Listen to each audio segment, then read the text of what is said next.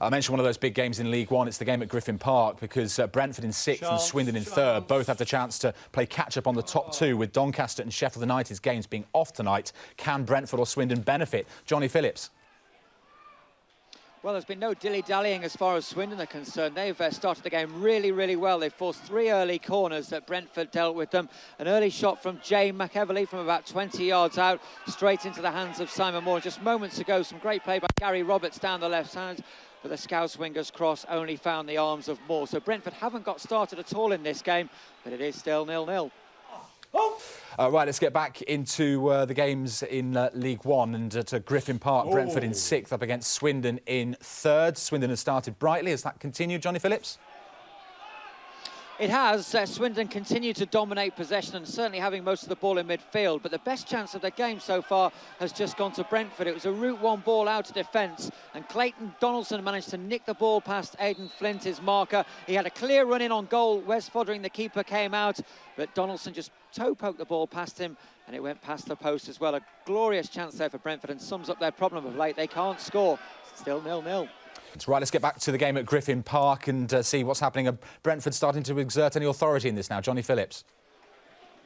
Yeah, they've been having a decent spell of pressure. They've won a couple of corners, but both of them were well dealt with by Swindon. And the midfield seems to have got a grip of it as well. Jonathan Douglas getting into it. They need him to be playing well if they're going to get anything out of this game today. But still up front, they look a bit shy, and it's easy to see why they've been struggling for goals of late. Swindon, I think, overall are quite comfortable at the back, and I'd have to say are still on top at the moment. Straight back to Griffin Park. We just heard from Johnny Phillips when it was 0-0. It isn't anymore, Johnny.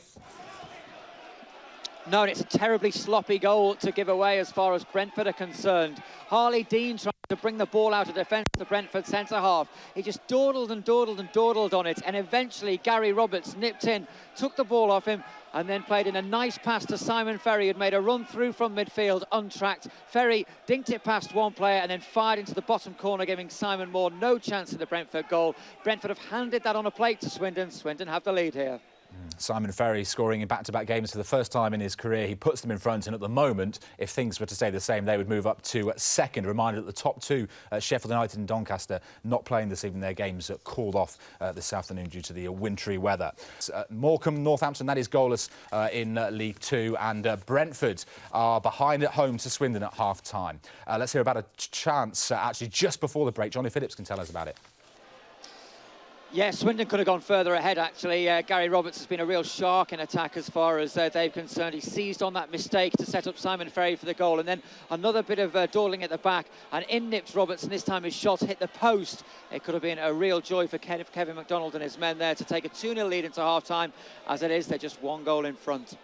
Brentford now level against Swindon. Sam Saunders from the penalty spot. We'll tell you about that in a second. And 10-man Torquay level in League 2 at Dagenham and Redbridge. Josh Labadie has got that one. Let's tell you, though, about a much-needed goal for Uwe Rosler's side at Griffin Park. Johnny Phillips. Yes, it was the substitute Bradley Wright Phillips who started off the move. He played a nice ball over the top of the Swindon defence for Clayton Donaldson to run up to. Donaldson outpaced his marker, got into the box. It looked like he'd had a bit of a heavy touch for a moment, but he just managed to nick the ball past Wes Fodderingham, who came out rather rashly and fouled the striker. Stuart Atwell, no hesitation about pointing to the spot, and it was the substitute Sam Saunders who stepped up and blasted his penalty straight down the middle. It's 1-1 here. So we'll hear about Schalke shortly, but let's get to the game at Griffin Park, where Brentford were behind. Are they now in front, Johnny Phillips? They are. It's completely turned on its head. There's a mad 5 minutes we had after the penalty from Sam Saunders. The same player from 25 yards out struck the bar with a free kick, and Brentford really had their tails up then. Some good work down the right-hand side. The ball into Clayton Donaldson on the tight angle on the right-hand side of the box, but he turned and fired a shot past Wes Fodderingham to make it 2-1 now. Brentford on top here. Yeah, completely turning it around, and the team with the best home record in the division, 36 points at Griffin Park, heading for another 3 points now. Goals from League One now, and Brentford have moved above promotion rivals Swindon with a 2-1 victory at Griffin Park. The win lifts Brentford to 3rd, just a point off the automatic promotion places.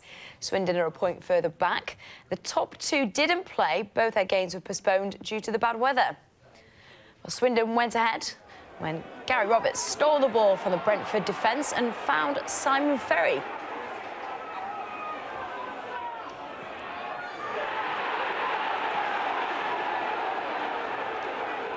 Clayton Donaldson was brought down by the goalkeeper for a Brentford penalty.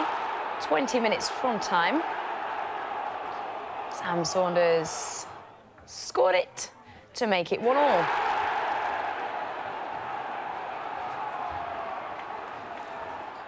But 5 minutes later, Brentford got the winner, Donaldson with the goal.